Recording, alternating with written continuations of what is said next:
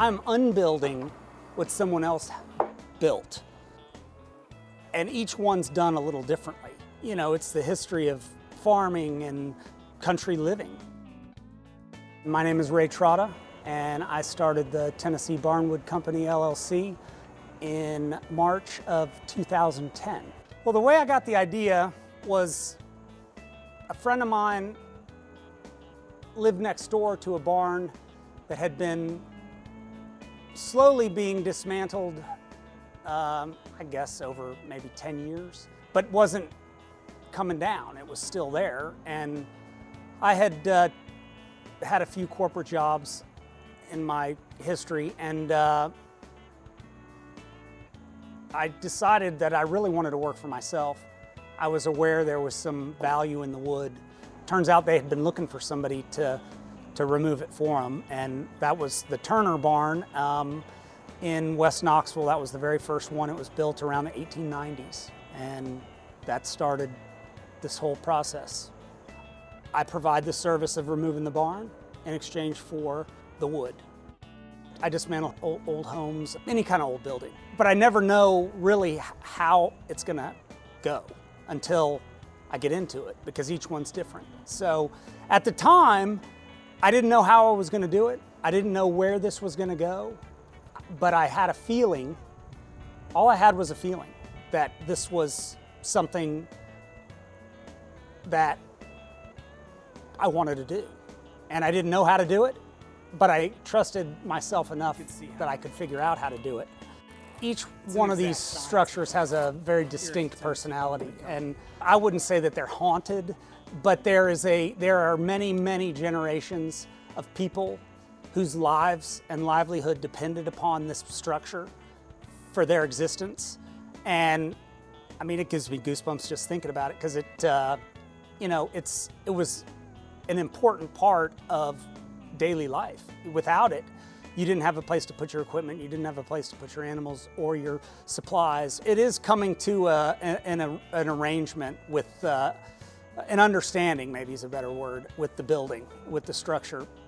And I always treat it with the utmost respect, kind of like hallowed ground.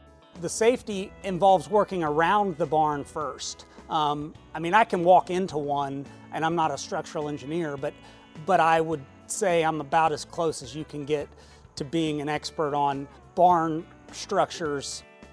I do this by myself right now because I needed to learn how to do it, so I wouldn't be hurt. And I didn't need the distraction of another person taking my attention away from what I was doing.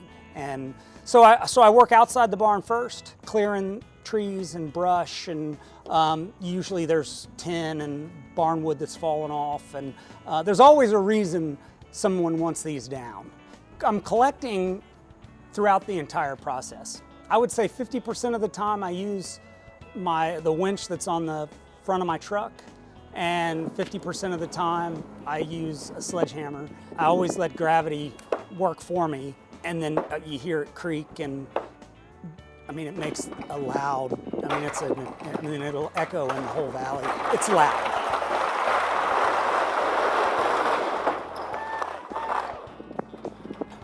But no dynamite, no explosives. If I do it the way that I prefer to do it, the structure will fall on its own footprint. It'll maybe off 5 to 8 feet. I have had a few close calls. The first barn I took down had been added onto a number of times, and it had to be pulled in sections. And I was down to the last section that had 4 6x6 beams. As I went underneath, I was attaching the chain, and somehow the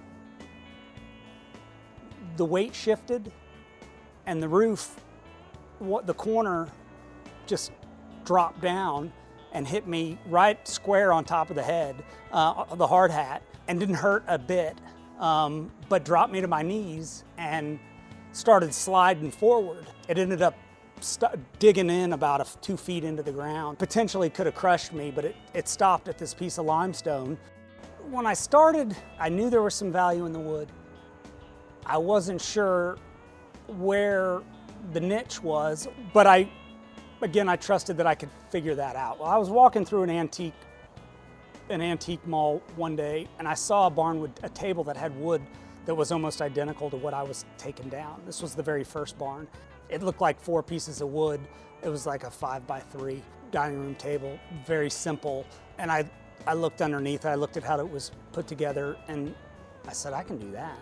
And so I embarked on learning how to build tables. And that was all I built. And that was about the first couple of years. The wholesaling of the wood came about with some folks on Long Island who were looking for wood to make frames out of, and they needed a couple thousand board feet. And that gray wood is kind of the gold of this. That's a lot of people love that patina. I never use the word tearing down, I always use the word dismantling. It's going from a structure to places all over the country. What I found is that the people that I sell wood to are much more creative. It goes on to live another life and make people happy.